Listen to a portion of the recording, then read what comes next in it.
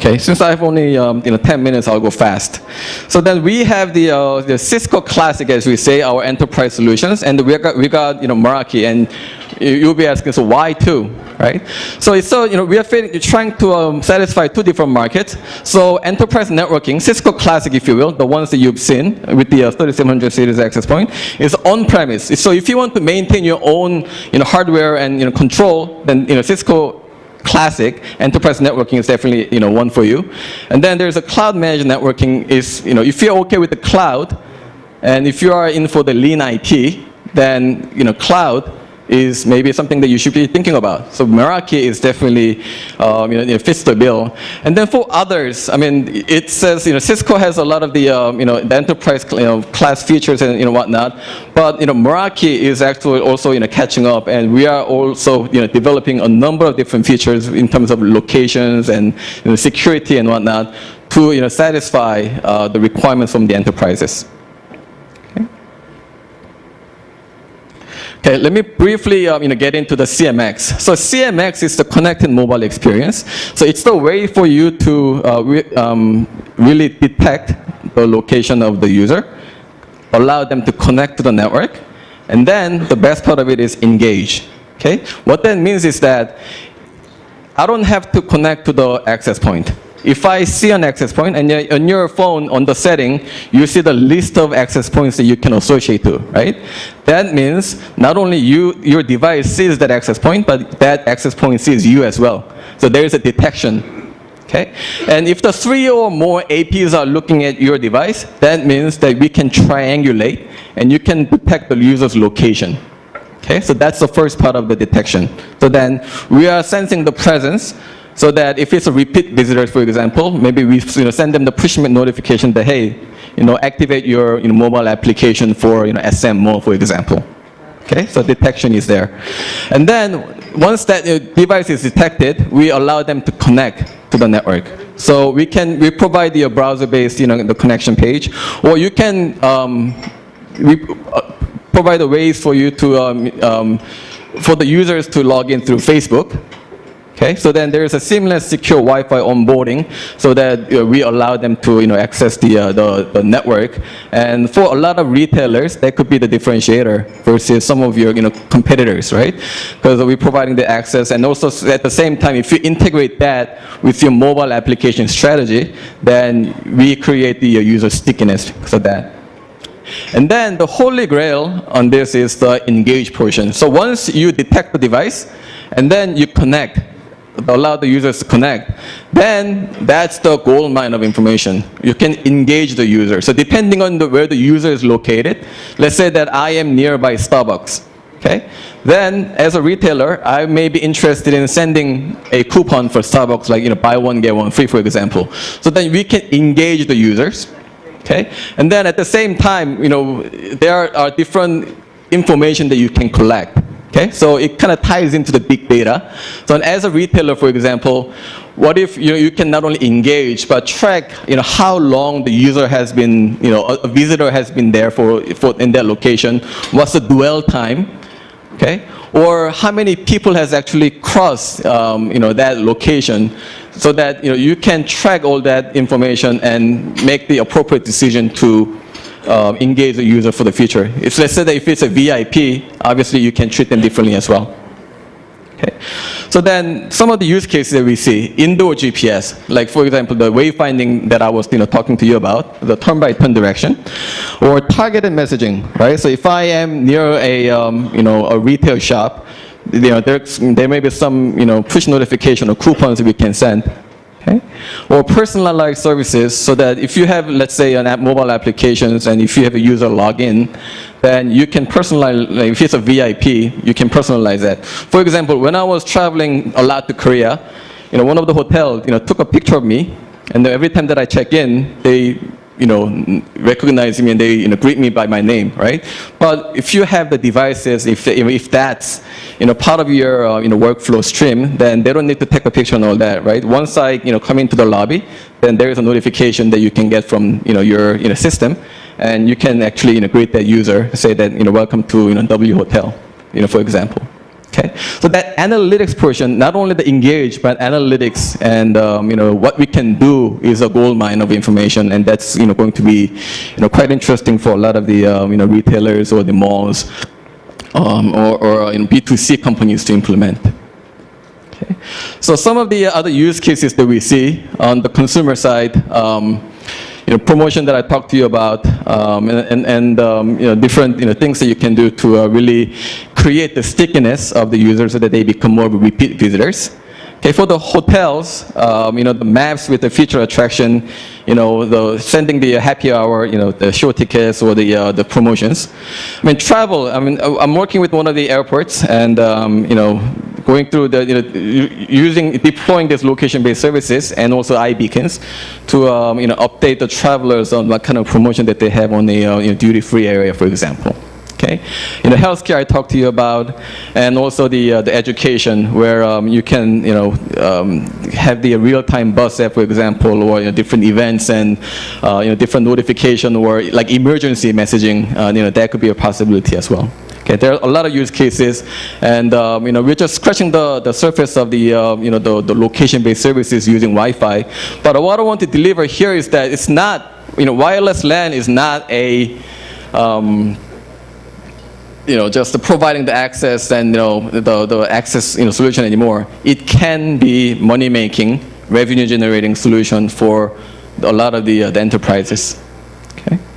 So here, I just want to show you some of the CMX use case. This is MGM Grand in Las Vegas, and it's a little bit dramatized version of the how you can utilize the CMX, but it shows you how powerful it is and what we can do to implement CMX, and what's the use case for the CMX for some of the operator or some of the hotel owner in Las Vegas. So can we play the video? Great. 24 different properties, both domestic and international. Our mission is to engage, entertain, and inspire our guests, and we do that through a wide variety of dining and shopping and entertainment experiences. We want to deliver that at a level that has never been experienced before. The Bellagio app is like a personal concierge for our guests. It allows them to find out all the information that they need about all of our properties, restaurants, dining, and shopping with pinpoint accuracy. So we're actually meeting the girls for lunch in an hour. An hour, huh? What are we gonna do for a whole hour? Choose. Okay. Oh, perfect. There's a great shop right around the corner.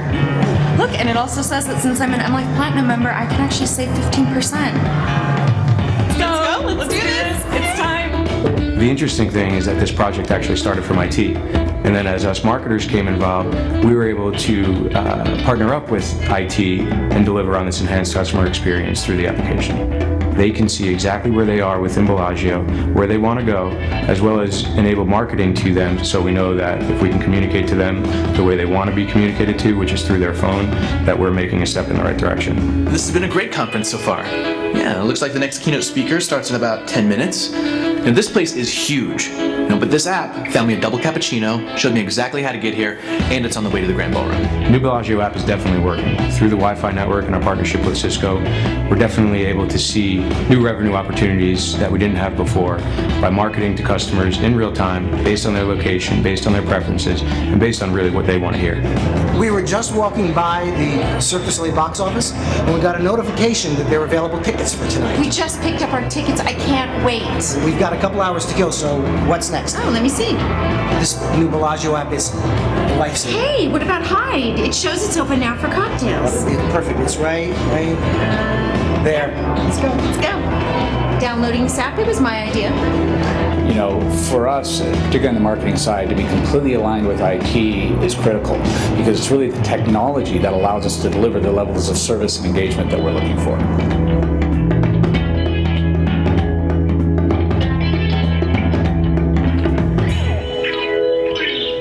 Thank you. Okay.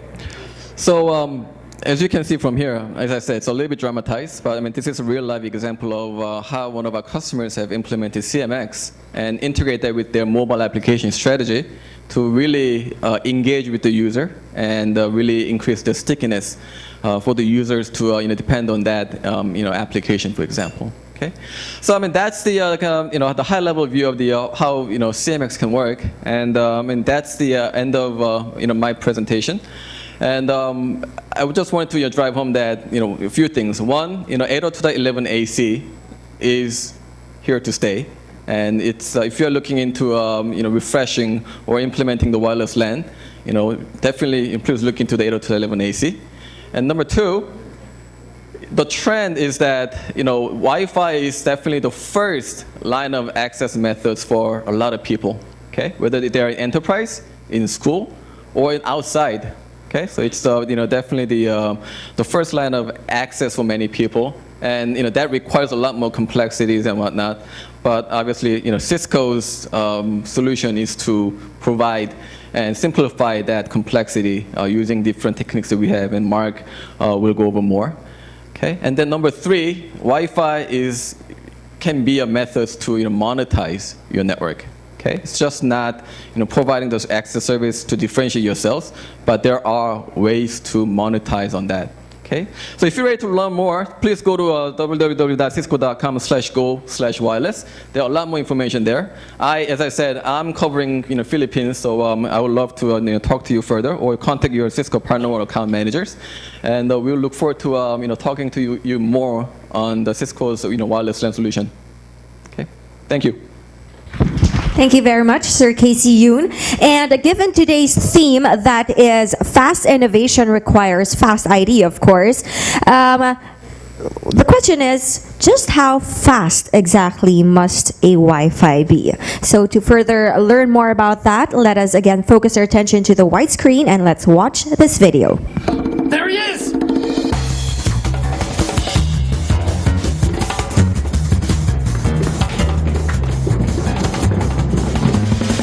Tom?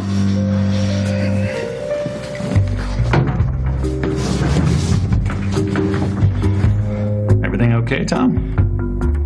Not really. It all started when we installed our new gigabit wireless. And I thought, all .11ac vendors are the same, right? Wrong. First, I found out that when a lot of devices are accessing the network at the same time, performance decreases. On. Big time. Hey guys! No! Network's too slow already. Stay out. Get out of our cell. You're taking up our bandwidth. Further. Further. Okay, everybody, I guess I'll begin with an analysis of our top stocks. Tom. Whoa. Then, when we tried to implement indoor location services, We're gonna be late for the meeting.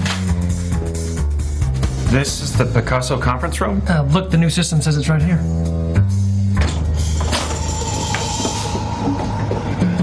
Okay, Linda, do you have those financial reports for us? Tom.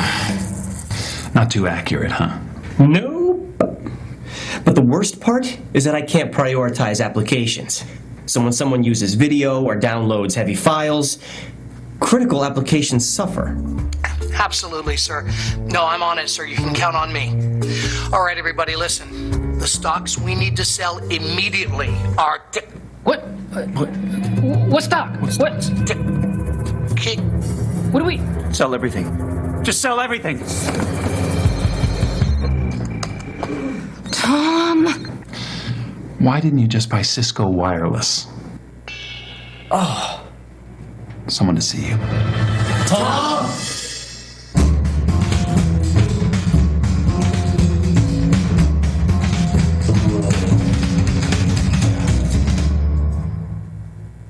The dependence on Wi-Fi for everyday business has put more demands on enterprise networks.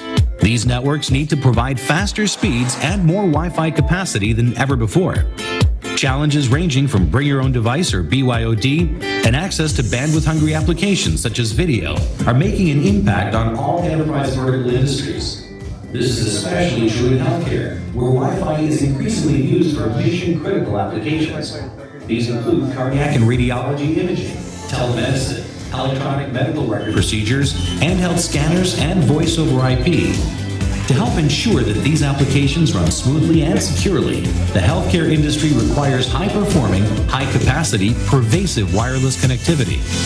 To address the growing demand for bandwidth and need for speed, the Institute of Electrical and Electronics Engineers, or IEEE, has come up with the next generation of Wi-Fi, 802.11ac.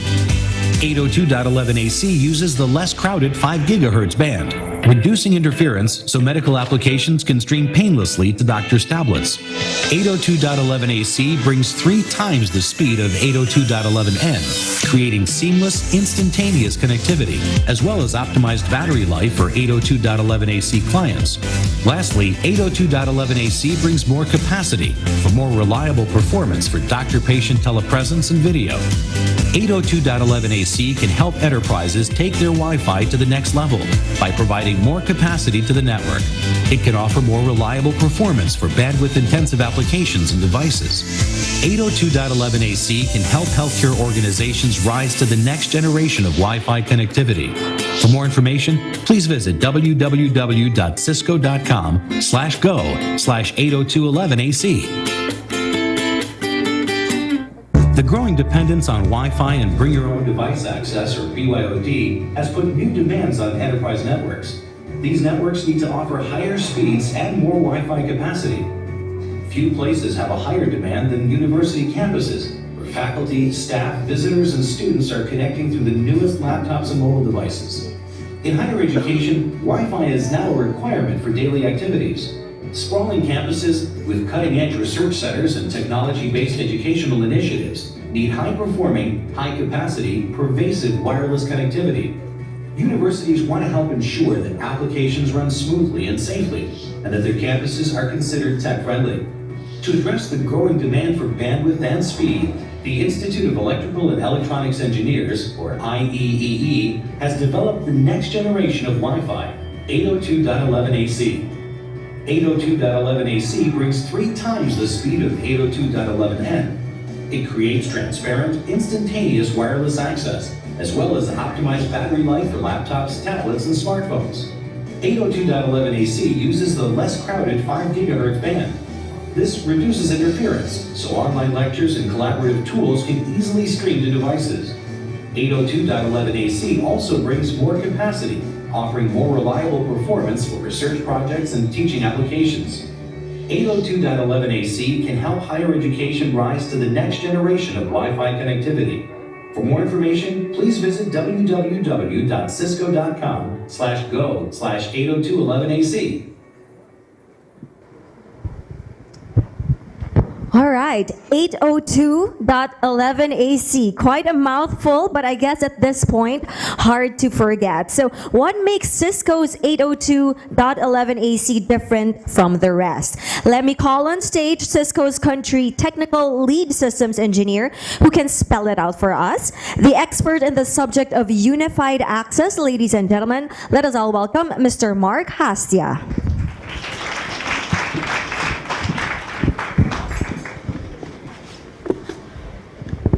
All right, so good afternoon, everyone.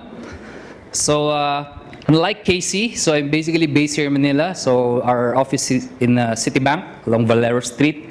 So for my piece, I'll basically discuss 2 things.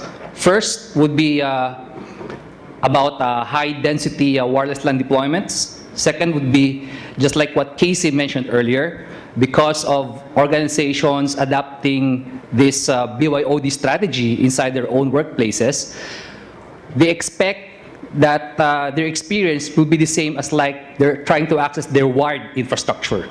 So we'll talk more about WLAN resiliency, how we make this Wi-Fi infrastructure more resilient to the downtime, minimize it, just like what we have or what we experience on a wired infrastructure. Right, so I guess you've seen this earlier from Casey's slides. So this actually drives the adoption of organizations trying to adopt this high-density deployments inside their own workplaces. So I guess just to have a common baseline among us here inside the room, how do we define high density? I think high density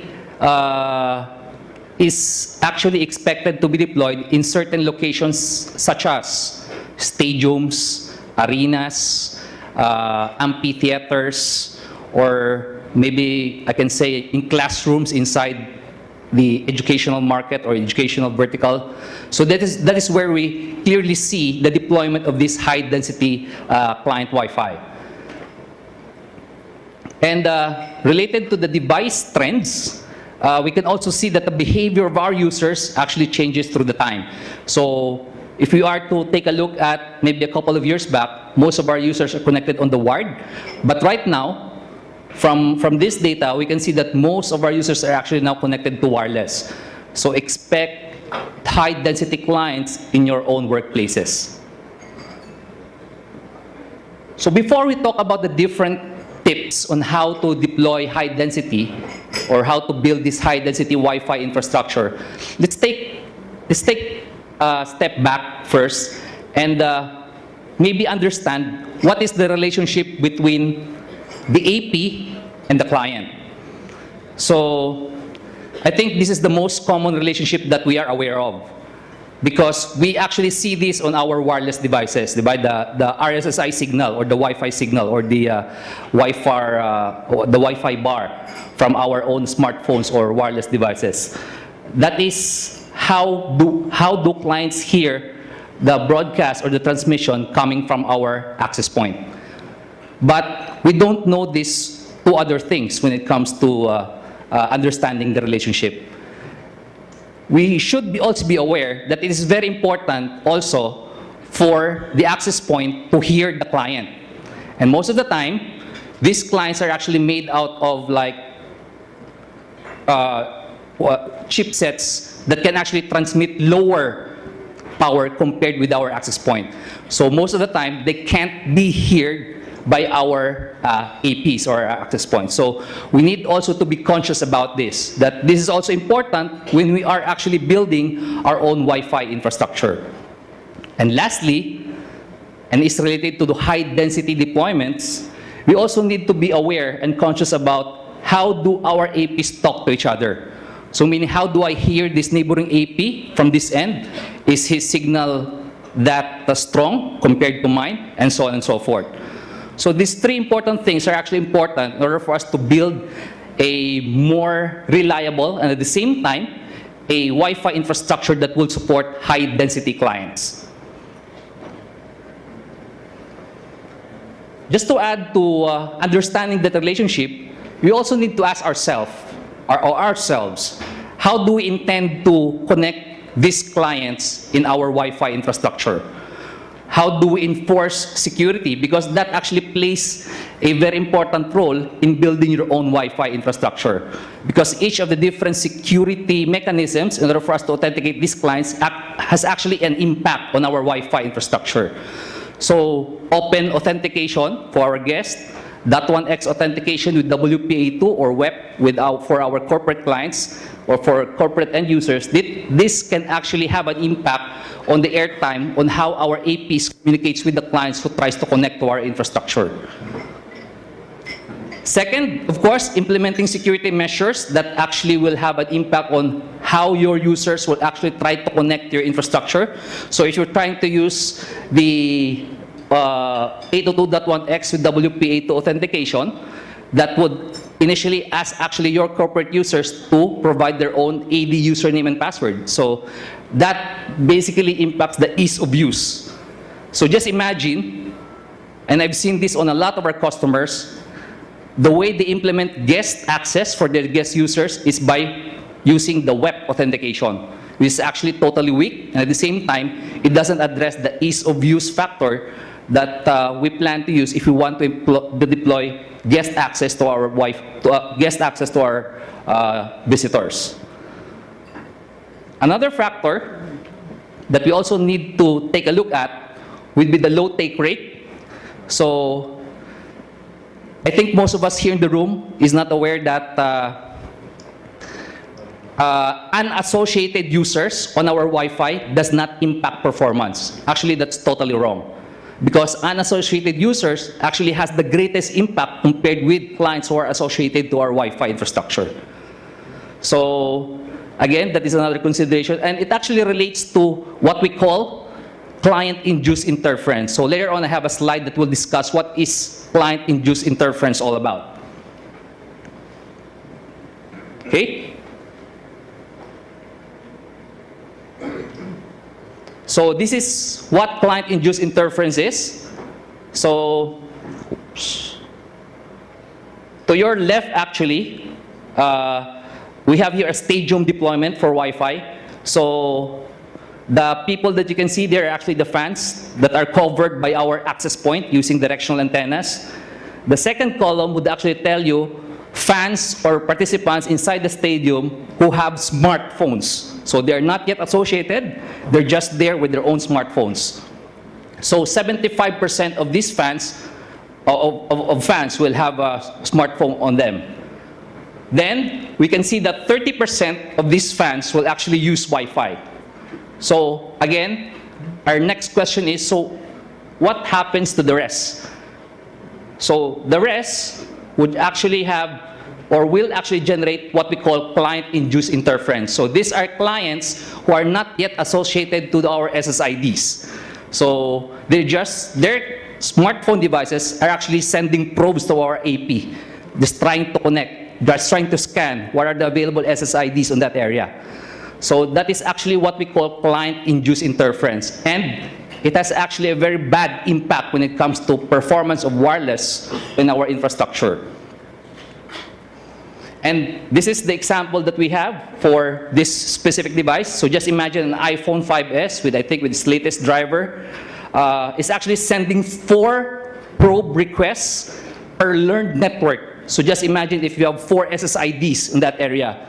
So that's 4 times 4, so that's 16 probes being transmitted by that unassociated client. Then it actually does that on each channel for every 3 to 6 seconds on all channels in 2.4. So that has actually the greatest impact when it comes to trying to deploy high-density clients inside your Wi-Fi infrastructure.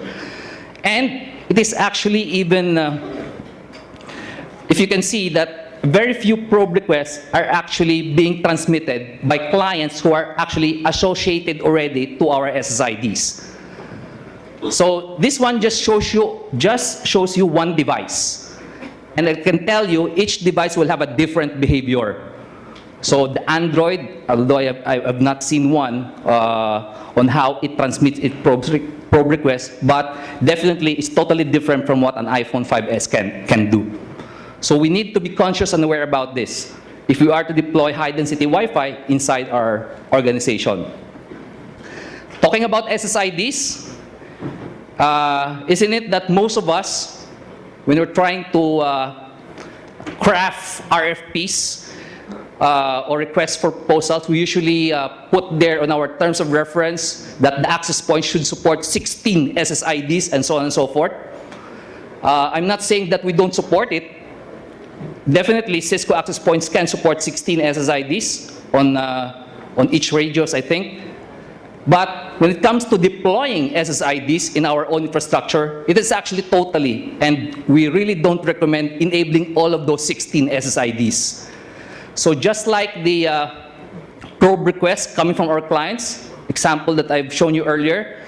So just imagine the iPhone 5S sending 4 probe requests on 16 SSIDs. So that's 16 times 4 unassociated. So that has a great impact actually on the performance of our high-density wireless LAN infrastructure. Because each SSID requires separate beacon, each SSID will beacon at a minimum mandatory rate, and so on and so forth. And if you can see from here that the basic data rate, if we are not conscious or aware about mandatory or disabling lower data rates, it can actually contribute to the impact of performance of our Wi-Fi experience. So what do we do? What we recommend is to actually disable these lower data rates. Just like what Casey mentioned earlier in his presentation. If you have a 1 MB client connected, if you have a 1 MB data rate client connected to your Wi-Fi, that will actually slow down everyone who is actually connected closer to your access point. So what we basically do is to actually disable lower data rates. But that does not actually solve the problem. Because remember, when you're actually trying to disable lower data rates, you're actually making your cell size smaller, right? So, which means you need to deploy a couple of more APs to cover the area where you want to have Wi-Fi access. So, you just need to be aware that by disabling these lower data rates, it doesn't solve your problem when it comes to connectivity. You also need to consider adding more APs in order for you to have wireless coverage on that specific area. Of course, that is relative to the additional cost that you want to do. So what we recommend is to actually disable these lower data rates, and as much as possible, disable the B rates, which means I don't think there are still clients who are actually using this 802.11b standard on their wireless devices. I think most of us at the minimum will be using at least a G on our clients. So by eliminating these 11B rates, we're trying to make the cell size smaller, but we're actually trying to improve the performance or experience of our wireless users. So this is just a test for us to prove that 1 MB data rates or lower data rates can affect the performance of clients. So above, you can see that the iPerf is actually a tool that we use to measure throughput. So the value that you see from your client, the RSSI signal that you see from client, that is not actually the data rate. That is not actually throughput. That is actually only the data rate. So that is how you hear the AP from your smartphone. iPerf is the tool that we use to measure the actual throughput. So this is actually the real performance of your wireless users over Wi-Fi. So the first test, this client is actually connected to a 1 MB data rate, while the second test, the client is actually connected to a higher data rate of 24 MB. And from there, you can see that the performance of a 24 MB data rate client is far more better than the 1 MB data rate client, right? So from there, you can see that the bandwidth of the iPerf test 1 using a 1 MB data rate is only 0.7 Mbps, while the throughput of the other client is actually 12.9 Mbps, which is far more better than the other one. So again, let's be conscious about it. Let's be aware about it, that we need to disable these lower data rates in order for us to have a better experience on our Wi-Fi infrastructure. Enemies of high-density Wi-Fi deployments. So this is one, rogue APs. So how do we define rogue APs? So these are actually access points who are trying to, that are actually seen by your wireless LAN controller. So these are the SSIDs that you see transmitting from the rogue APs are actually not part of your wireless LAN infrastructure, but your APs can hear them over the air. So the most dangerous rogue AP would be a rogue AP that has a wired connection going to your infrastructure. So that is the most dangerous rogue AP that we can see. So this actually contributes to the degrading performance of our wireless clients, especially in high-density deployments. So in order for us to eliminate this and mitigate this is just to enable rogue AP detection on Cisco's WLAN controllers. So there's actually a way for us, because our WLAN controllers by default supports the detection of these rogue APs, whether over the air or on the wire. So once we see this, we can give the power to the administrators to actually contain these rogue APs by blocking the port to which, if ever this rogue AP is connected to our wired infrastructure, or if it is not, we can actually send de-association packets to these rogue APs, thereby allowing our legitimate users not to connect to those rogue AP SSIDs. So it's something like we're doing a denial of service attack on those rogue APs, so that our legitimate clients will not be able to use them. Okay? So that's how we mitigate rogue APs in our Wi-Fi infra. Next, ad hoc rogues. So ad hoc rogues would be, I have a wireless device, and there's a wireless device near me. and we use that wireless device to communicate with each other. That actually best describes what an ad hoc rogue does. So in order for us to eliminate these ad hoc rogues, we can actually implement wireless IPS, or wireless intrusion prevention system. So we can dedicate a Cisco access point, and what that access point can do is just only scan for any ad hoc rogues within its vicinity. And once it determines that there's an ad hoc rogue, it will tell you through your Cisco Prime infrastructure where that ad hoc rogue is. Then you, as an administrator, can go in that area, then from there take out that ad hoc rogue. Or the simplest way to implement ad hoc rogue is to actually enforce a policy within your organization to turn off these wireless devices if they are connected to the wired infrastructure. So that, in a way, is the most simplest and the most cheapest way. But in order for us to do it dynamically, we can dedicate a monitoring mode AP in order for us to detect these ad hoc rogues. The third enemy of high definition or high density Wi-Fi deployment are actually non-Wi-Fi interferers. So remember, the 2.4 and 5 gigahertz band, these are actually unlicensed band, which means nobody owns it. And unfortunately, it is not only 802.11 or Wi-Fi who is using this band. There are actually a lot of devices that are non-Wi-Fi who actually uses the same 2.4 or 5 gigahertz band. So common examples of this would be Bluetooth headsets. So it uses actually direct spread spectrum modulation, but it operates on the 2.4 gigahertz band, same as our wireless. If you have only one Bluetooth headset in an area, it won't greatly affect performance. But just imagine if you have 100 or 50 or more than 100 of these Bluetooth devices in one area, then that greatly impacts the performance of Wi-Fi on that specific area. Another example of a device that works on a 2.4 gigahertz would be microwave oven in pantry areas and video surveillance cameras. Okay, so the video that you can see to your from your left is actually a spectrum analysis. So this means the red ones that you see is actually an interference. So Cisco's clean air access points, the one that Casey showed you earlier, has actually the ability to identify what kind of device that causes this interference on a specific channel. Then if you have a mobility services engine on top of your controller and you have prime infrastructure, you can easily locate this by AP triangulation on where is the source of this interference.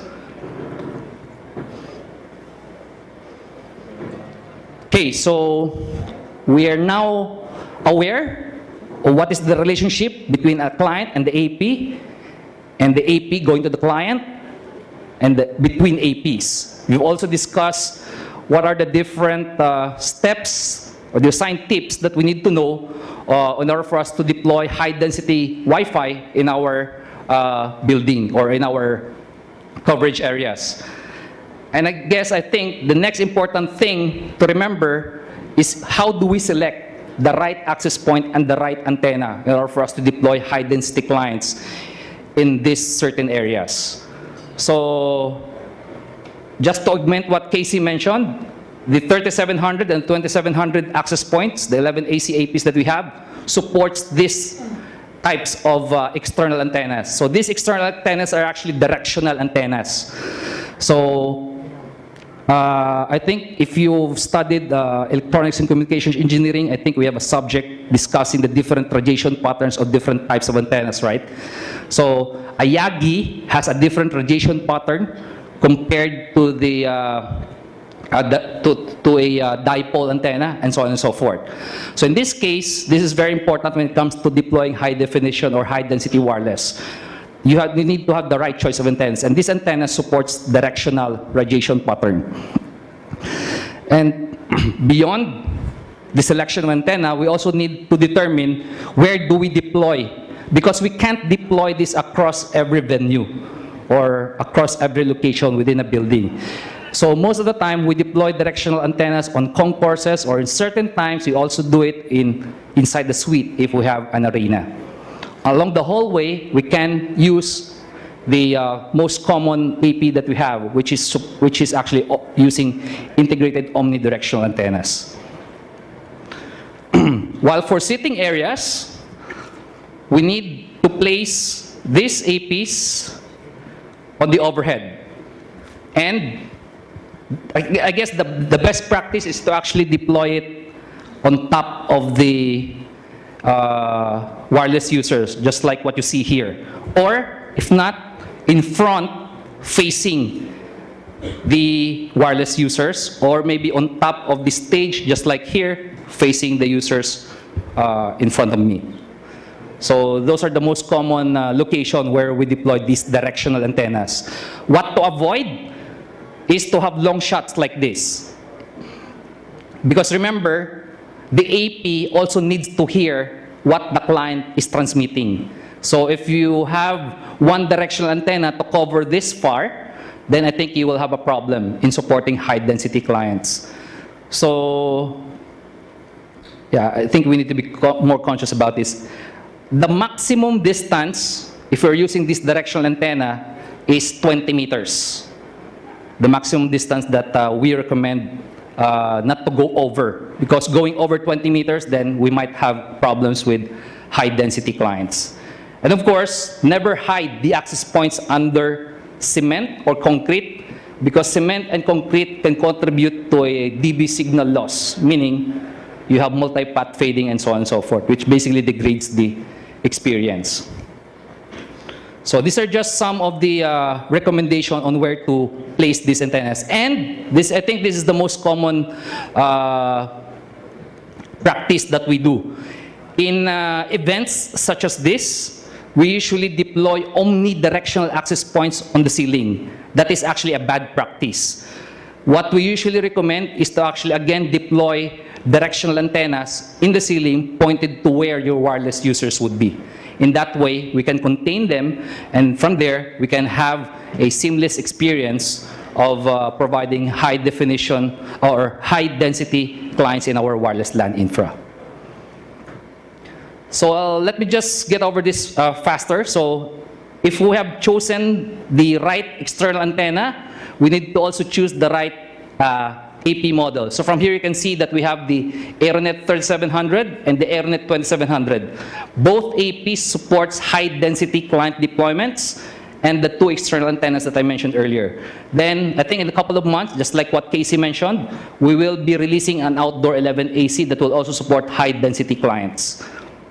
So these AP models they have actually certain features that can actually help in providing or supporting high density clients. So what are these? First would be client link. So client link is actually Cisco's answer to beamforming, right? I think the standard in 11N defines beamforming as explicit beamforming, meaning in order for a client to take advantage of the beamforming capabilities, the wireless adapter must support this feature. Unfortunately, if the clients will not have beamforming capabilities, then it will not take advantage of the beamforming features that the access point has. So what Cisco did was to actually introduce implicit beamforming on our access points. So what it does is, if we can hear from the client, we can hear feedback from the client that our transmission is actually out of phase. And if the transmission is out of phase, most likely that client will connect to the lowest data rate, and which would basically degrade our performance. So what we do, because of implicit beamforming, we correct that phase. So rather than transmitting an out of phase transmission, we will correct it using an algorithm to make it in phase. Thereby, the client is now connected to a higher data rate. So how does client link improve the performance on high-density client Wi-Fi deployments? By enabling client link, we can actually lower down the channel utilization of our Wi-Fi infrastructure. From there, we can have more time to encourage wireless users to connect to our infrastructure. So that is the benefit of client link in high-density deployments, aside from improving the throughput of our wireless LAN users. It also improves the channel utilization. Second, these APs, the 37 and 27, and the soon-to-be-released outdoor 11 AC AP, If you compare it with the traditional AP design, the traditional AP design will only have one CPU and one memory. In our case, this 11AC access points has actually a dedicated memory for each radio. Thereby, it has an on-radio cache, which basically improves the performance of 11AC clients connected to our access points. So it has a dedicated memory. That's why it can cache what is the behavior of these clients over Wi-Fi. And as what you've seen from Casey, compared with our nearest competitor, we can support more 11AC clients or maintain the throughput of 60 11AC clients in one area. So that's about client link. So the other feature on these 11ACs that we can actually take advantage of is to use optimized roaming.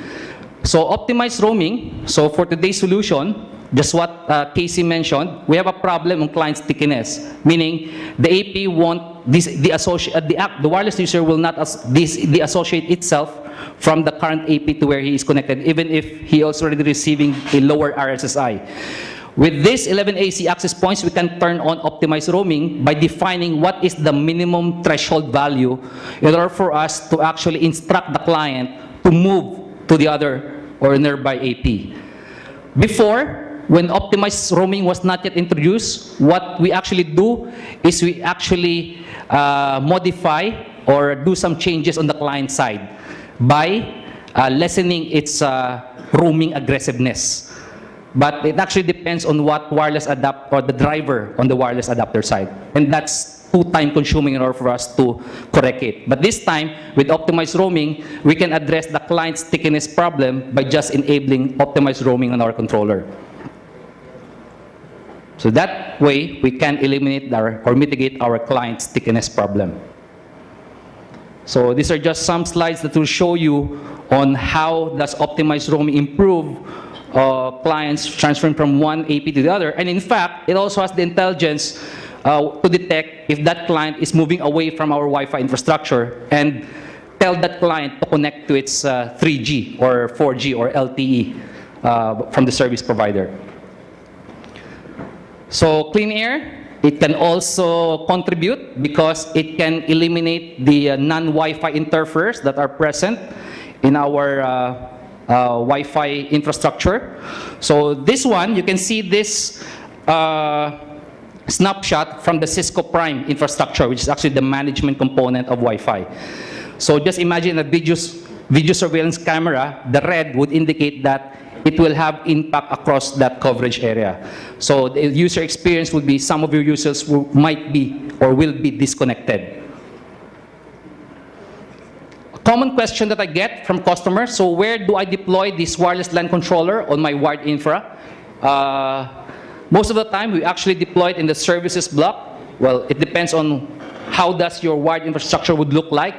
Remember, if you're trying to deploy centralized controller, you need to understand the flow of your wireless users going to your different data center services. So most of the time, we deploy wireless LAN controller on the core switch or in the data center switch.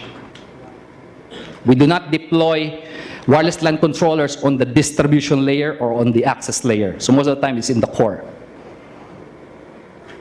Then the rest of the slides will actually tell you the different case studies that we have found on high-density client deployments. So just like to justify what I mentioned to you earlier about management probes of unassociated clients, the orange line there would tell you that over-the-air protocols, the top one would be the management frames or the management probes for unassociated clients. But bandwidth, so these are the different rogue APs. If you want to know more about them, so we have MiFi, iFi, and of course GoPro. Ad hoc rogues, so on just one of the major events that we have, so these are the different ad hoc rogues that we've seen on their wireless LAN infrastructure. And of course, the bigger Cisco Connect event, which is actually Cisco Live. So these are the number of APs that we have deployed. These are the different We have 19,000 unique Wi-Fi devices joining to our infrastructure. So this will actually prove to you that Cisco has that capability to deploy high-density clients in a wireless LAN environment.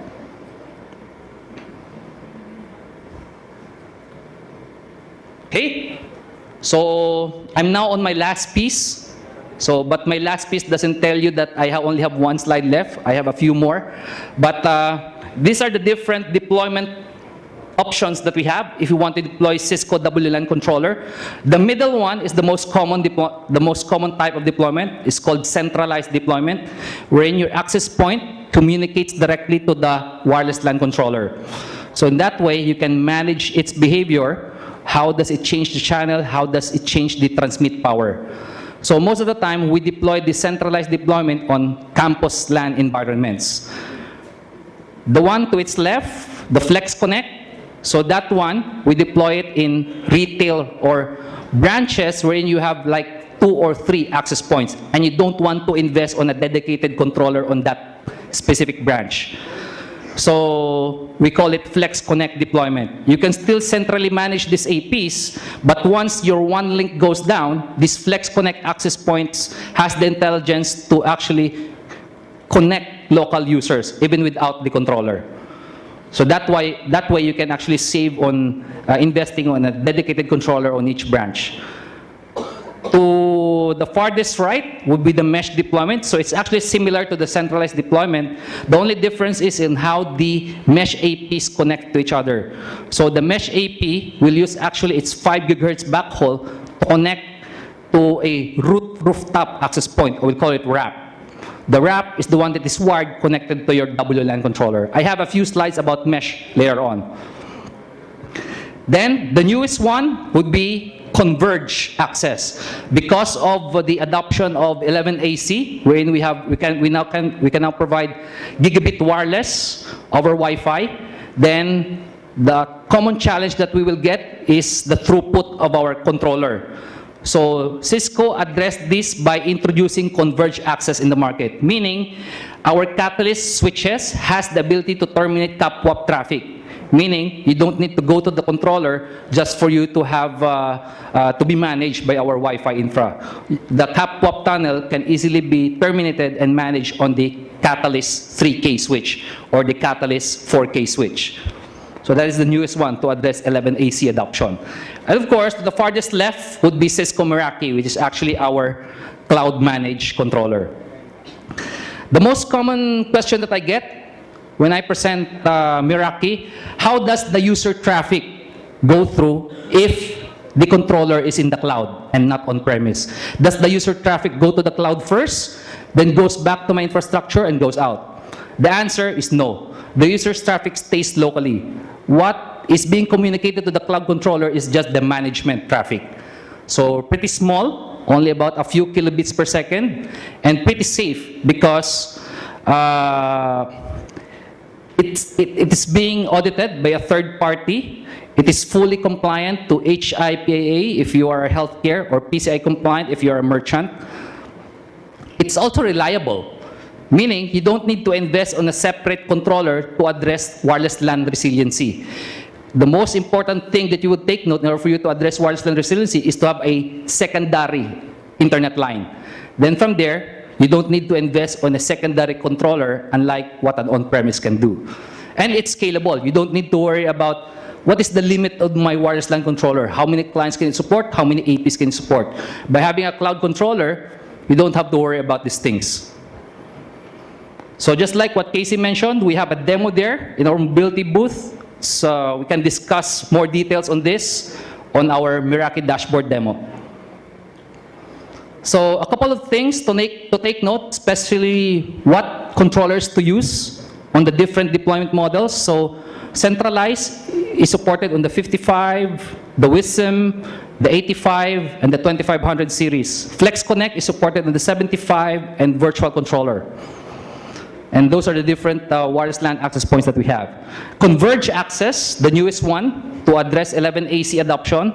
These are the Catalyst models that will support converge access. The 3850, 3650, and the 4500 using a SUP 8E.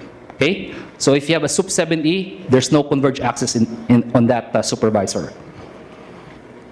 So how do we address WLAN resiliency? Just like we implement VSS on our ward for our campus core switches or distribution switches. So by using a Cisco controller, we do support access point and client stateful switchover. So what do I mean by that? It means that the active WLAN controller provides an exact copy of how many APs and how many clients are associated currently. Provides that exact copy to the standby controller using a redundant link or using a redundant port. So this redundant port, depending on the controller model that you will use, it can either be a stacking module, it can be over a layer 2 adjacent network, meaning over a layer 2 switch, or it can be directly connected among the two controllers. So you don't need to worry about the AP license on the standby controller. You don't need to invest on that because the license will be transferred once the active controller becomes unavailable. What you need to buy is just the hardware piece for you to have a standby controller. So since the database is shared among the active and the standby, so once the active becomes unavailable, the secondary controller will take over without clients being disconnected, meaning your clients won't re-authenticate for the very reason that the standby controller has the exact copy of clients and AP status. It has the most latest database that it gets from the active WLAN controller. So no, you might experience like 1 or 2 timeouts, but definitely your client won't re-authenticate. So I think that's the best part of having a redundant controller in your Wi-Fi infrastructure. And what if I don't have a controller that will support stateful switchover for AP and the client? We can still implement redundancy among these different deployment types. So we can have additional controllers. We can have N+1 or N is to 1 or N is to N is to 1 and so on and so. But this type of deployments will not support AP and client SSO, meaning the standby controller won't have the exact copy of the primary. Okay? So meaning, your clients will disconnect once the primary goes out of service and will try to reconnect again. So just like what I mentioned about Flex Connect deployments, so what happens if our one link goes out of service? The Flex Connect AP can actually still authenticate local users because it has a copy of the client database coming from your controller. At the same time, you have a local backup radius on the branch. Then from there, if new users comes in using that 1x authentication, we can still authenticate them. And I think the most important thing is your clients can actually roam even without the centralized controller, meaning they can move from one AP to the other because these APs has actually or copies a token of the client existence within that branch side. So each APs will have a copy of it. So it would know that, okay, this client came from this, then it will roam to me, then I can exactly provide that type of service. So using CCKM, fast roaming, and so on and so forth. So the client does not need to re-authenticate again.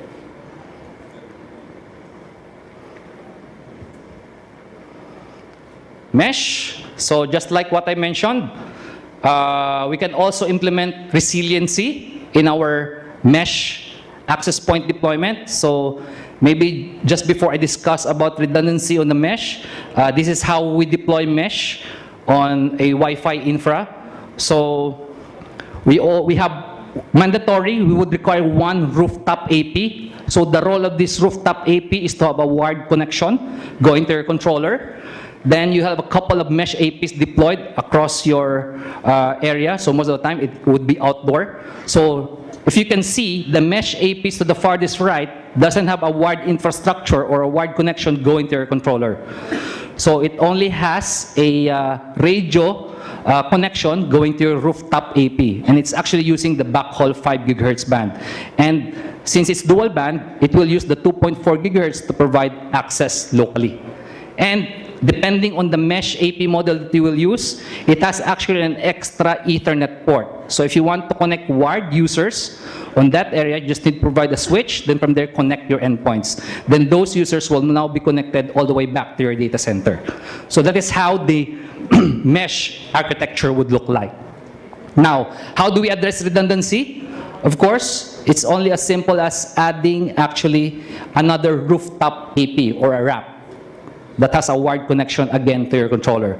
So in the event that the primary wrap fails, all of your mesh APs has actually the intelligence to connect to the backup rooftop AP without any admin intervention.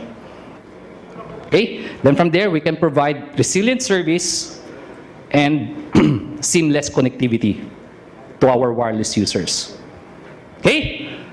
So that ends my presentation. So I guess just to wrap it up, so what are the key takeaways in deploying high-density client Wi-Fi? I think we need to be aware of the different high-density client enemies, the rogue APs, ad hoc rogues, and the non-Wi-Fi interferers. We need to be aware of our cell sizes, how many SSIDs do we deploy, and we need to understand the client-induced interference, that unassociated clients actually contributes to the poor performance of our Wi-Fi infrastructure. And talking about WLAN resiliency, we have a couple of options. If you want to use AP and client SSO, we can either directly connect the active with the standby, and we have seamless connectivity if our primary controller fails. So just like implementing VSS on our Catalyst switches, there's stateful switchover. So I'll just be around. I'll be in the mobility demo booth. So if you have additional questions that might interest you on my presentation, you can actually just visit me in the mobility booth. So with that, thank you very much for listening.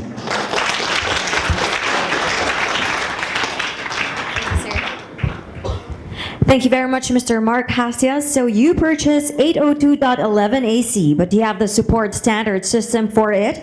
Let us know more about it by watching this video.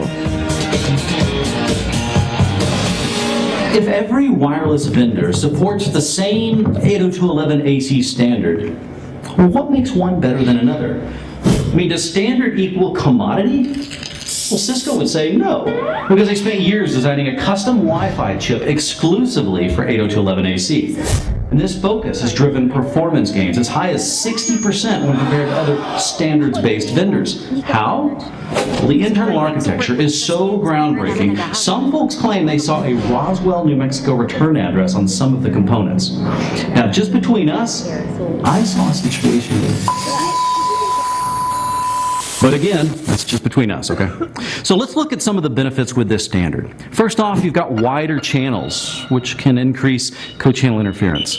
But second, you've got higher modulation, cramming more data into that same frequency if conditions are ideal. You've got higher data rates, which means more packets per second, which is increased load on the CPU. More mobile clients that are already sticking to access points longer than they should, and high-density clumps of these high-bandwidth clients, which are only going to grow.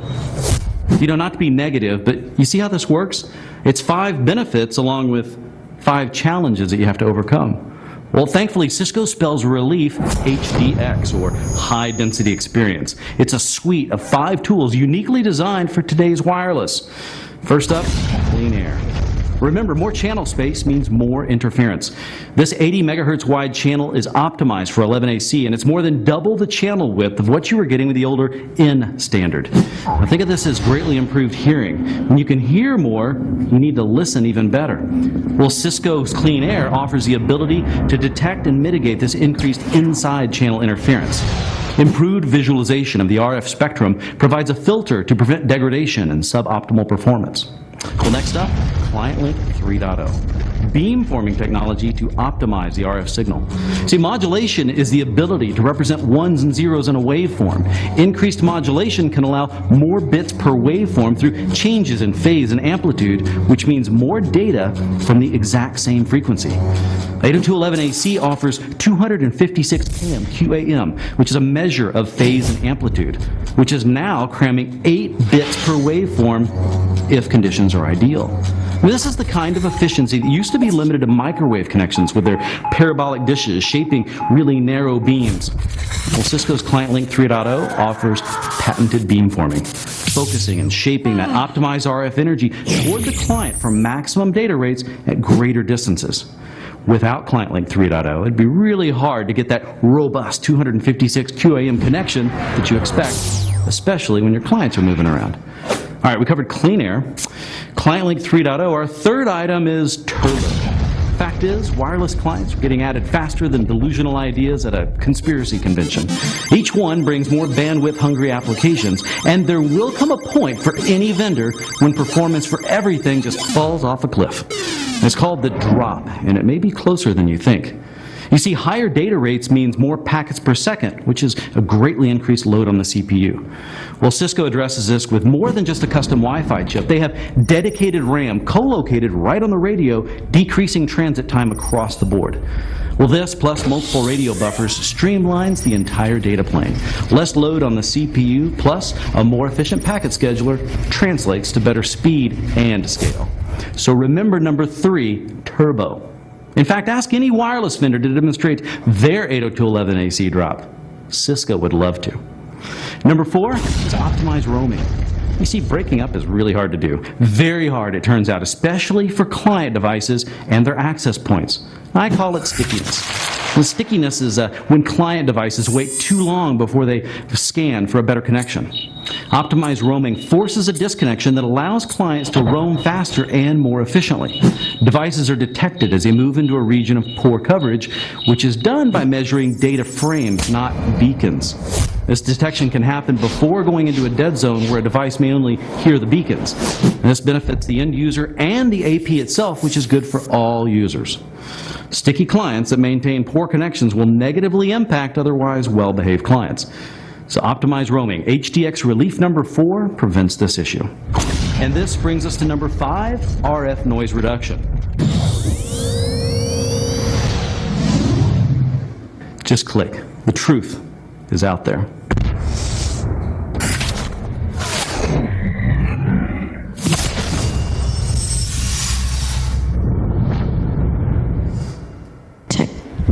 All right, I don't know about you, but all the tech talk has got me hungry, so I'm sure you all are excited for lunch. Wow, that's a loud feedback. All right, so let's just take a full hour lunch break right now, and this will also be a good time to take photos for your entries to our contest. And we also have our cheetah, the mascot. He's going to be roaming around, so you can take photos with him as well. And yes, everybody is sure is hungry, but I have a very, very special announcement. Do you remember that I mentioned that I'm going to be giving away later on 1 MacBook Air? Let's make that 2. Yes. So for everybody's information, we all want you to post those photos on Facebook and Instagram and any relevant messages on Twitter, and just use the hashtag Cisco Connect. All right, again, for those with Facebook accounts, kindly like our event page, Cisco Connect Asia 2014. You can also note the mechanics on screen, and remember, once again, to add the hashtag Cisco Connect. And as Mr. Mark Hasty has mentioned, please don't forget to visit the sponsor and demo booths, and help yourselves right now to our sumptuous buffet prepared by Shangri-La Hotel. See you guys in a short while. Everybody, I know you're all enjoying your lunch, but can we all give a round of applause, please, to Cisco's Product Sales Specialist Enterprise Networking Group, ASEAN, Mr. Rajinder Singh.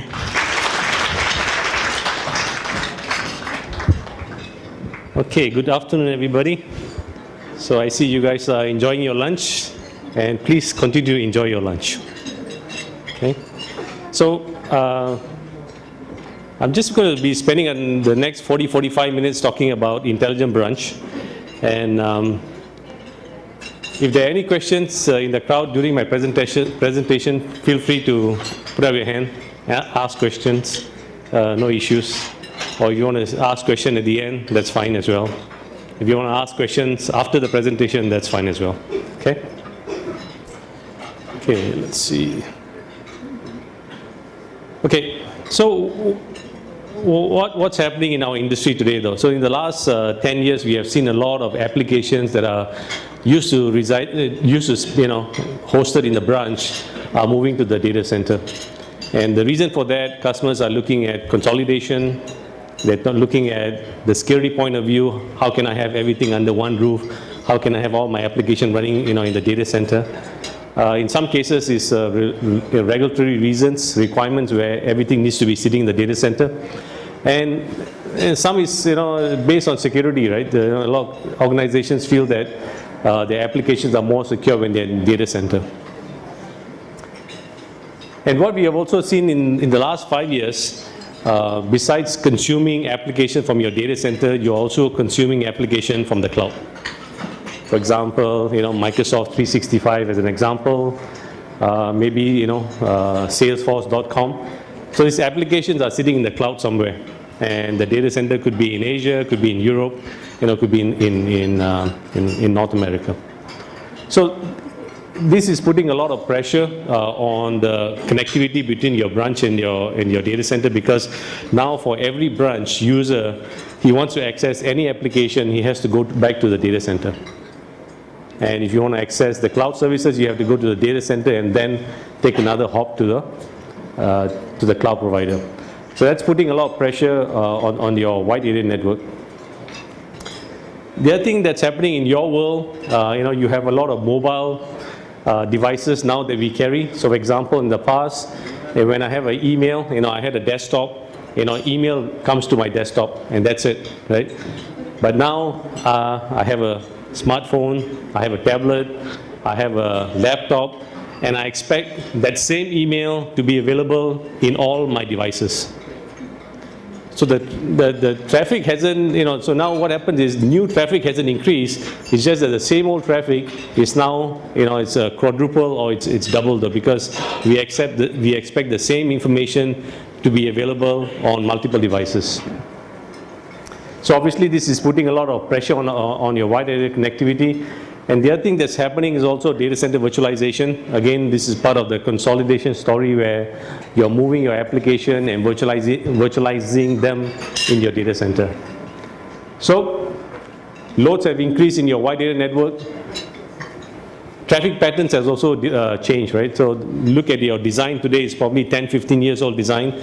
I mean, your product could be, not that old, but your architecture could be 10 to 15 years old, and this architecture is based on, trying to, the server sitting or the application sitting in the branch or the application sitting in the data center. And now, like I said, your application could be in the data center, could be in the cloud. Yep. And branch is very important, right? So if you're a bank, you know that a lot of your business happens in your retail branch. And if you're a retailer, a lot of your business happens in the retail store. And in a lot of companies where their data center or their headquarters is sitting in another country, there are a lot of branch offices though. Even in Philippines, you could have a headquarters in Manila, and you can have a lot of branch offices that are sitting all over Philippines. And these branch users need to access that application that's sitting in the data center. So you need to make sure that while the applications has moved to the data center, or you are trying to access applications that are sitting in the cloud, that the user experience remains the same or better. So these are some of the issues that we are facing today. Obviously, costs. We all know that budgets don't increase, they decrease, and if they stay at the same level, it's a good thing. But time to market is what a lot of customers are moving or striving for. You want to make sure that when you introduce a new application or you introduce a new service, you want to make sure that the time to market is short. Why? Because you want to try to make money out of that.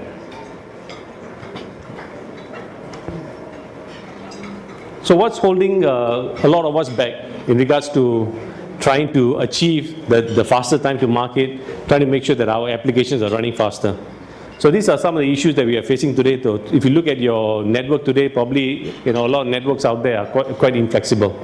Inflexible meaning that it was designed to access application in the branch, or it was designed to access application at the data center. But if you look at the branch users today, if you look at a retail branch, if a customer comes to a retail branch, he wants to potentially have Wi-Fi services at the branch. And the reason that he wants the Wi-Fi services, potentially he wants to retrieve certain information from the internet. But if your design is such a way that every traffic goes back to the data center, that's going to basically going to slow down your performance of the application, or slow down the Wi-Fi user experience. So in flexible branch, like I said, I talked about slow application, complex collection of hardware. So what does it mean? So when you look at a branch, you have a router to route your traffic between your data center and your branch. And over time, you invest in other appliances, for example, like security. You want to make sure that all your traffic is secure. Or you invest in WAN optimization appliance because your certain applications are running slow, and you want to optimize that, you buy another appliance. And lo and behold, you have a lot of devices that are running in your branch. And all these devices has to be managed by someone. And obviously, you want to make sure that while you manage that, a lot of these processes are manual today. The provisioning is manual, the monitoring is manual, the move, add, change process, everything is manual today, right? And compound that against budget and resources are not going up. So you have to manage all that complexity, make sure that everything is secured with the same amount of resources and same amount of budget. So this is some of the challenges that potentially you are facing today.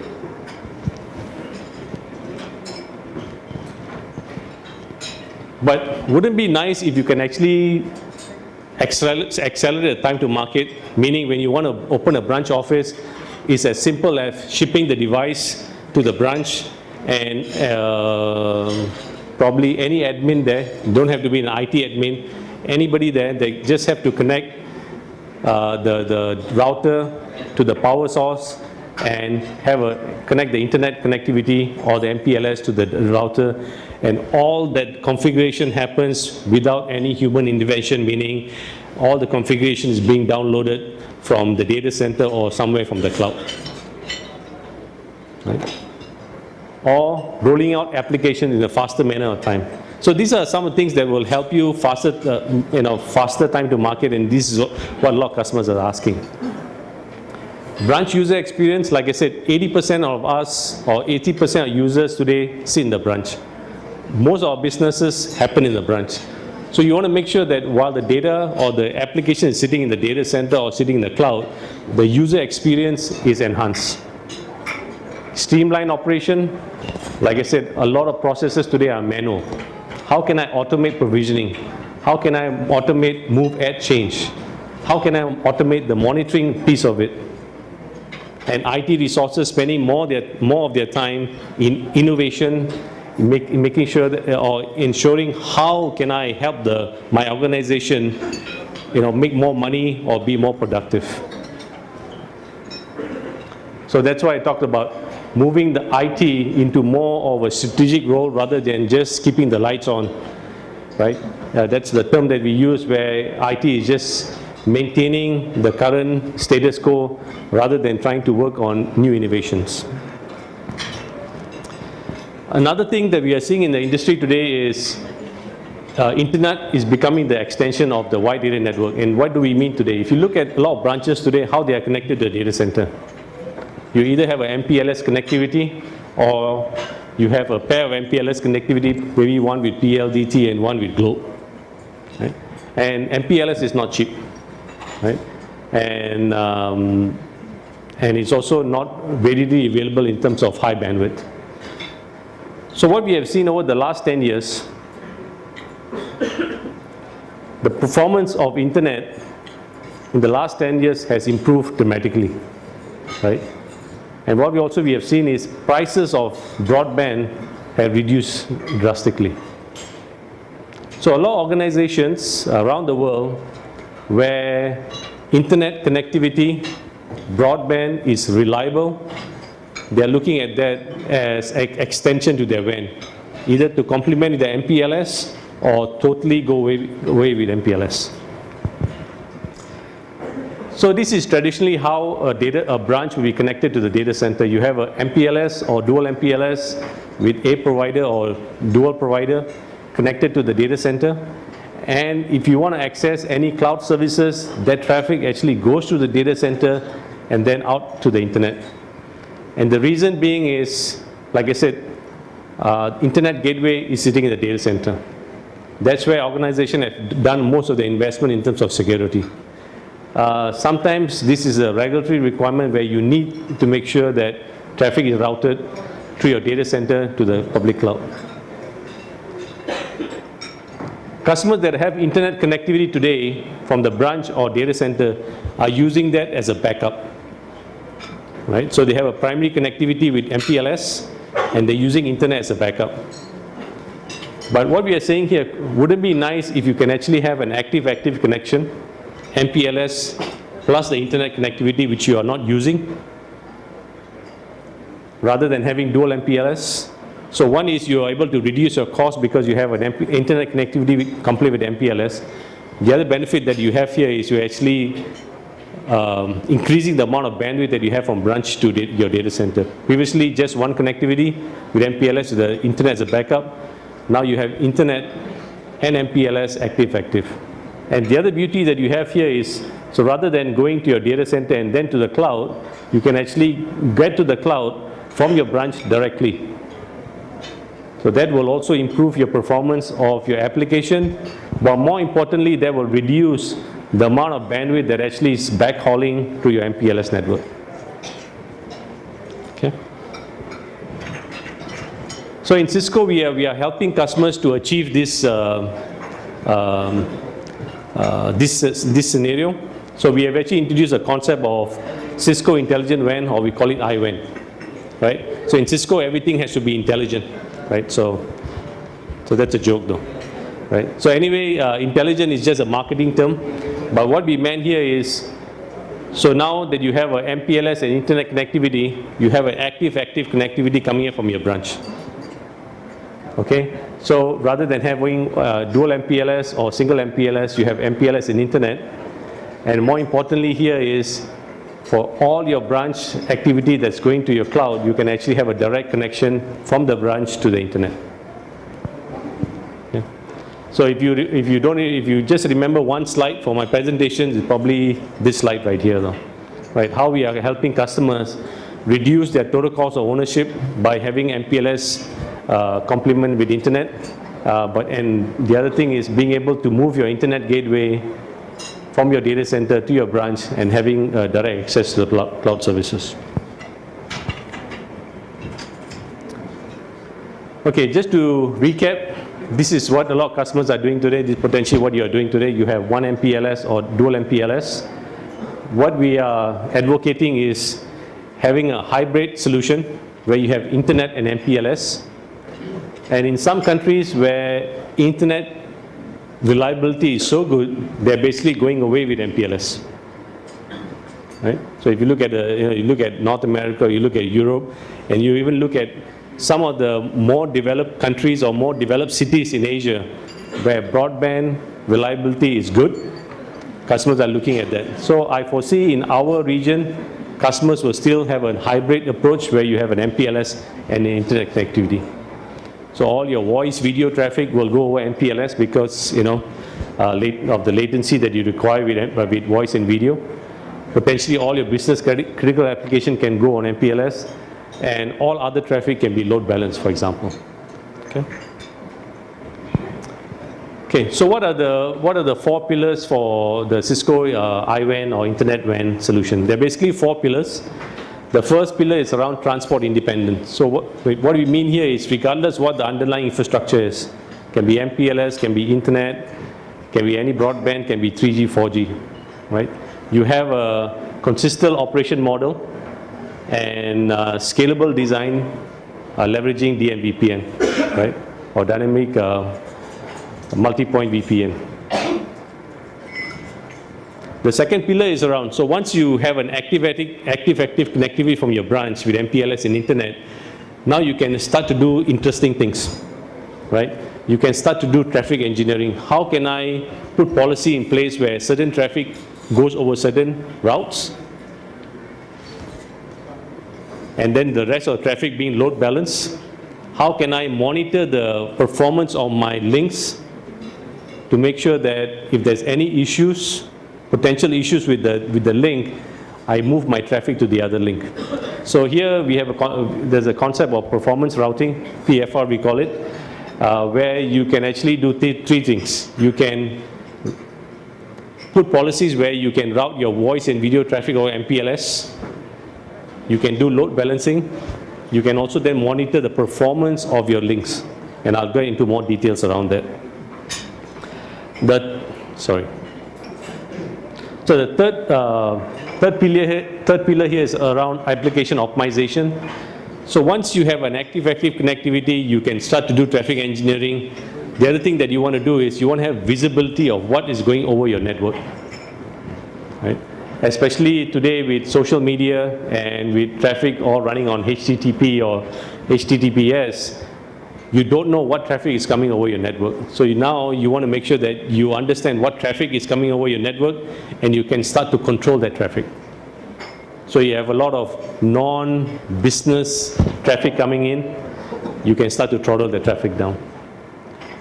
The second piece is around WAN optimization. So there are certain applications where you throw more bandwidth to the problem, it doesn't fix the problem. Because the problem is not the bandwidth, it's the latency, and latency cannot be solved through bandwidth. So there are technologies like WAN optimization, where you can do caching, TCP optimization, pre-positioning, compression, that can enhance the performance of the application. And lastly is around security. So all our products are certified with NSA Suite B, which is the latest certification criteria. And for direct internet access from the branch, one of the things that customers have told us is, all my security is invested in my data center. So all my traffic to the internet from a branch is routed to the data center. So now we are actually giving customer flexibility where we have introduced a solution called the Cloud Web Security. It's a cloud-based security solution where all your traffic from the branch that's going to the internet or public cloud is routed to this cloud. So all your filtering is done through the cloud, all your malware detection is done through the cloud. So you do not have to invest in on-premise security solution on your branch, but it's basically a subscription-based solution. Yeah. So let's get into more detail in each of these pillars. So the first pillar is around transport independence. So transport independence is being able to support any transport. For example, here we are leveraging DMVPN. So DMVPN basically is a Cisco iOS software solution that is based on IPsec and GRE VPN. So understand in Philippines, DMVPN is not new. A lot of customers have deployed DMVPN, whether it's a managed CPE or whether it's a CPE that's owned by the enterprises. So with DMVPN, unlike other VPN technologies, it's transport agnostic. And it's quite flexible in a sense that it's easier for you to move from one service provider to another service provider with DMVPN. Okay. And in terms of configuration, it's also quite easy, where the spoke will basically, spoke and the hub basically exchanges messages in terms of the configuration, and in terms of spoke-to-spoke communication, obviously initially you have to go through the hub, but the DMVPN is smart enough where they can actually build temporary tunnels between spoke and spoke. And once that traffic is done, the tunnels is actually brought down. So DMVPN in this sense is quite flexible in terms of running on any transport. So if you look at what customers are doing today, if they have an MPLS and internet as a backup, they usually have a dual VPN technology running or solution running. Get VPN on MPLS, sometimes they have a GRE point-to-point running on MPLS, or for the backup for internet, they're running on DMVPN. So it's quite a complex environment to manage where you have dual routing tables that you have to manage. Would it be nice if you have an active-active connectivity running on DMVPN and you only have one routing table to manage? So you simplify your backend operations. So as far as iWAN is concerned, it can be offered as a managed service solution, where a managed service provider provide you with the CP and all the functionalities, or that feature functionality or services can be hosted by yourself though. So today we are also talking to a lot of service providers that are only offering vanilla CP managed services, to basically looking at what other additional services they can offer with managed CPE. Okay, so I talked about the first pillar in terms of transport independence. So the next pillar is around how can you start to do traffic engineering once you have a dual connectivity, active running from your branch. So here we have a feature called performance routing, where it allows you to do three things. One, put in policies to make sure, to basically enable you to identify which traffic goes over which route. It allows you to do bandwidth. It allows you, not the bandwidth, it allows you to load balance around those two links. But more importantly, it allows you to monitor the performance of the links. Sorry. It allows you to monitor the performance of the links based on packet loss, based on jitter. Right? So rather than having to wait for the application to go down and then do troubleshooting, PFR can monitor the performance of your links, and based on policies that you have set, so before your application goes down, you can basically reroute that traffic or your application to another link. Okay, so I'll talk a little bit about that as well later. So here you have a scenario where you have dual active links, MPLS and internet. And let's take voice video traffic as an example. So voice video traffic is quite latency sensitive, and you want to make sure that it's running on MPLS. So MPLS is your primary connectivity or primary route for all your voice and video traffic. And you use the internet as the backup route for your voice and video traffic. And all remaining traffic then can be load balanced across these two links. Right? So basically there are three operations that's happening here. One is in your policy you say voice video running on MPLS. Second thing is you continue to manage the the performance of your link. And thirdly, you can start to load balance the remaining of traffic across those two links. So now you're completely maximizing the investment that you have on your wide area links. So these are more examples. So here you have a MPLS internet running out of the branch. And sorry about the font here, it basically says business application. So here you basically in your policy said all business application must run on MPLS. And then you have put in a threshold that if you see more than 5% packet loss on that link, you want to move that to a better performance connectivity. Okay? So in this case, PFR have identified that there's more than 5% packet loss on that link. So what you will do is, because based on your policy you said if there's more than 5%, you need to move that traffic. So assuming that this link is performing better than your MPLS link, PFR will then move your business application to your internet link. Okay, so rather than waiting for that application to go down, right, users complain, right, you're already sensing there could be potentially some trouble there, application being moved to internet. And once this link comes out and performing better, less than 5% packet loss, this application, business application traffic will then be moved back to the original link, because that's the policy that you have put in place. Similarly, another example, in this case you have voice video running on one broadband and VDI running on another broadband. And for all your voice video, you said that you put in policies where latency can't be more than 150 millisecond, jitter can't be more than 20 millisecond. But there was high jitter detected on this link, and based on your policy, PFR will then move your video traffic, your video and voice traffic to the other broadband link, assuming that the other broadband link is performing better than your present broadband link.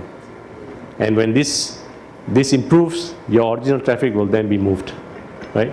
So it's not just doing simple load balancing, you'll be able to do traffic engineering and continue to monitor the performance of those links. So here we have introduced a concept of master controller and border router to configure the PFR. Okay, master controller, in this case, in your head end or your data center will be a dedicated router. And in your branch can be the same router running both the master controller and the border router function. Master controller is where you put in your policies, ensuring which traffic goes over which link. Master controller is where you put in your policy in terms of making sure that, jitter not more than 5% or packet loss not more than 5%, for example. So all the policies are basically configured on the master controller. What the border router does, all the data packet goes through the border router, not through the master controller. And what the border router does is it basically monitors the performance of the link and send that information to the master controller. So master controller is where you have set in your policies, and master controller is the one who will make decision if any application needs to be moved from one link to the other link. Okay? So the process is you put in your policies in the master controller, the border routers continue to monitor the performance of the links. All that information is sent to the master controller. Master controller will then compare that information based on the policy that you have set, and any decision that need to be made will be sent to the border router, then who will execute any changes that needs to be done. Okay. Okay. On the third pillar, so we talked about having active links. We talked about once you have active links, how can I do traffic engineering? So the third pillar is around how can I have visibility over my network. So this is the biggest issue that a lot of customers have, is they can't monitor or they don't know what's running over their network, because today HTTP or HTTPS is your new TCP. Okay. So previously you'd be able to monitor your traffic on a port level, but now everything goes on port 80 and you don't know what's going over your network. So you want to make sure that you have an idea of what is going on your network, because the wide area link MPLS is not cheap. So you want to make sure that whatever goes on is for business users mostly. And in this case, you look at, there's a lot of Netflix, BitTorrent traffic going on in network. Right? So you want to make sure that you have ability to monitor that and to control that traffic, throttle down that traffic. You can't eliminate that traffic completely. Okay. One, because of the nature of the traffic. The other thing is, in order for a lot of companies to attract the X generation and Y generation, you have to give them flexibility where they're able to have access to social media. So you can't eliminate that traffic, but what you can do, you can start to throttle down that traffic. So making sure that only more bandwidth is allocated to your business critical application. So in Cisco, we are able to do this without adding additional probes to your network.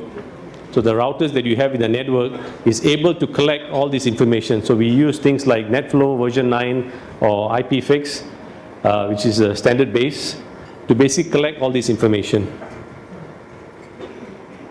And we use this with the technology called NBAR2. Basically, NBAR2 is our deep packet inspection engine. It's software based.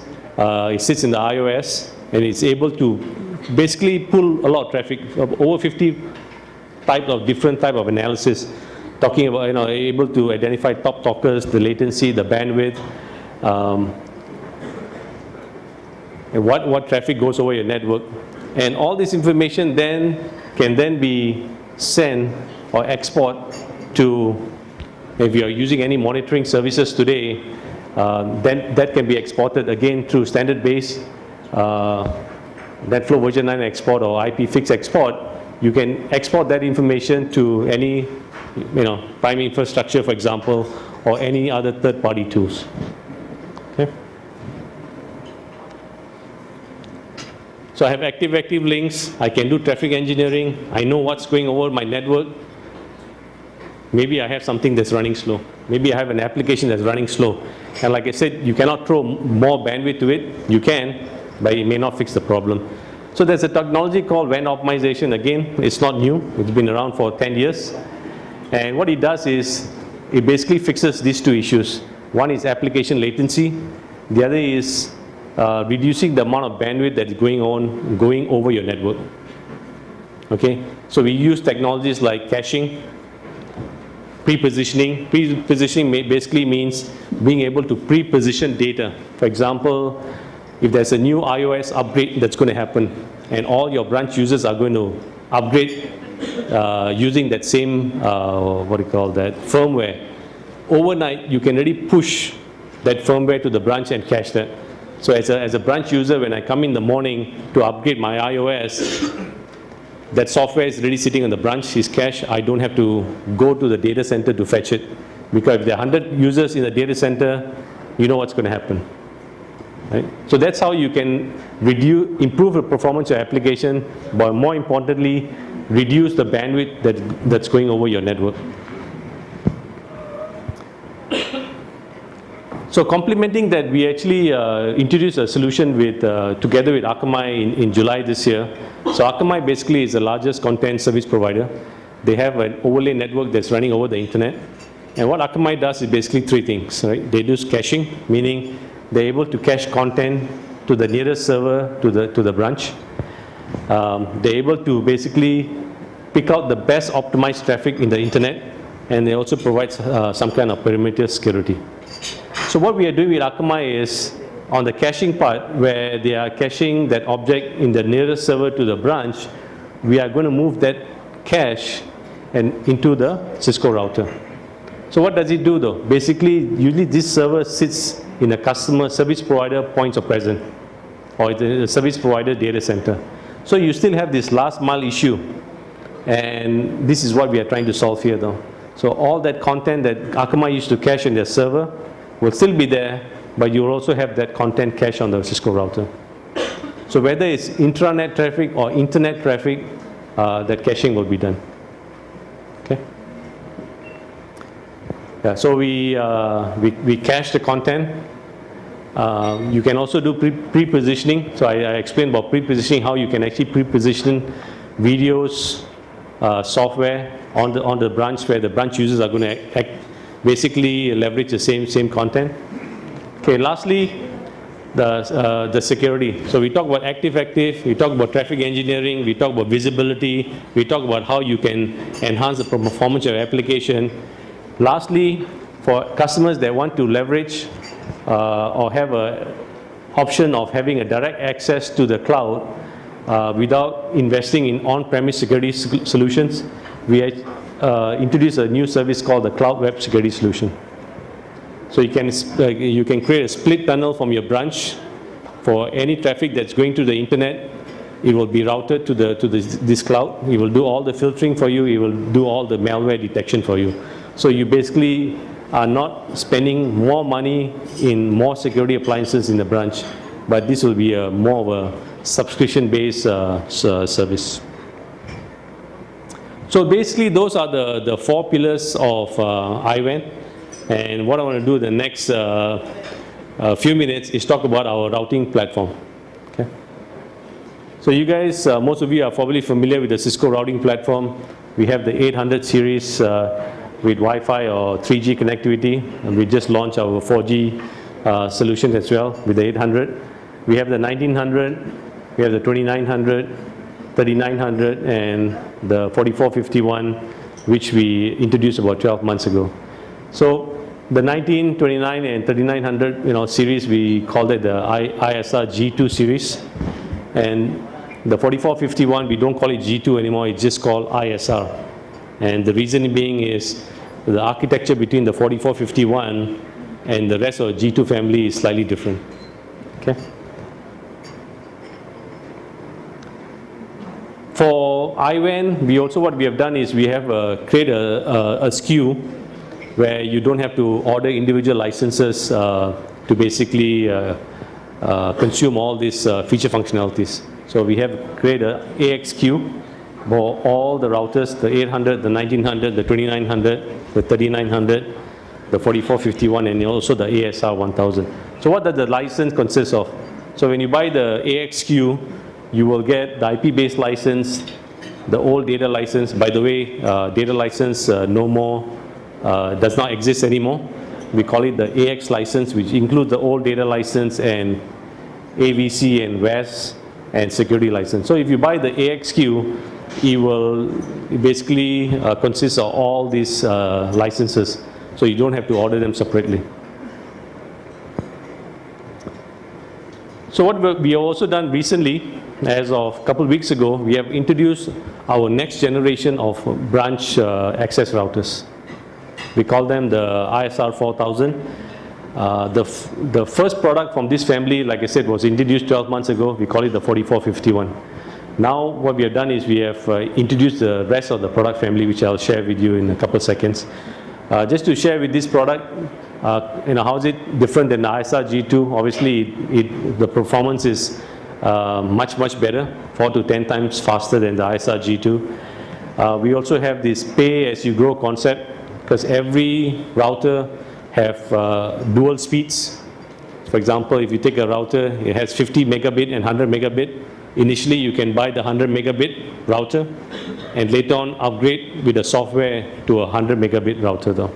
Okay? So rather than buying a 50 megabit router today and then buying another hardware, now you can actually use with software license to upgrade from 50 meg to 100 meg. Okay? So this is the rest of the product family. 4451, we've been shipping that for the last 12 months. We have over 1,000 customers. We have received a lot of accolades regarding the performance of the router.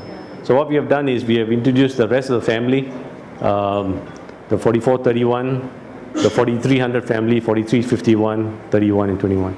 So every router, similarly to the ASR, there are dual speeds.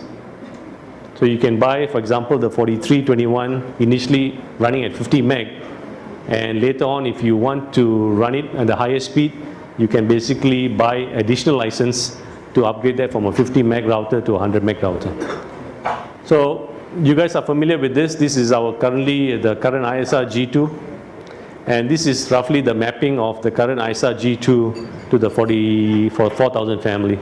So if you're looking at buying new routers, or you are looking at upgrading your routers in the near future, this is kind of like the mapping of the current G2 against the 4000.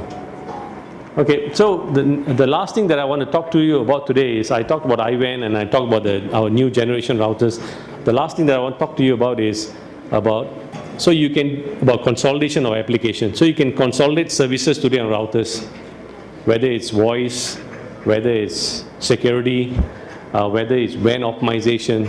Those services can really be consolidated into the router, whether running natively or using additional modules to run that services. The next discussion that I'd like to have with you today is about how can you also consolidate applications, right? Whether it's Active Directory, or whether it's an instance of VDI that's running in your branch, or any other application that is running in your branch to support your business today though. So this is not new. This has been around for a couple of years now, where we have introduced... So here you see the little map there. So I mean, that's like the snapshot of some of our customers are using Meraki.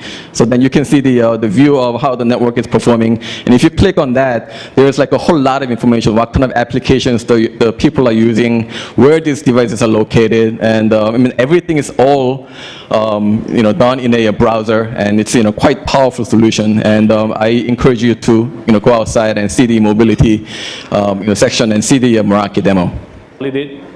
Application that you are running today in the branch, maybe you have 1 or 2 servers that are sitting there, you want to start to consolidate it all there into one appliance. So you can do that. So you put the x86 blade in your router, you can virtualize that x86 blade, and you can run the application over them. So all virtualization platforms are supported, similar to our UCS family.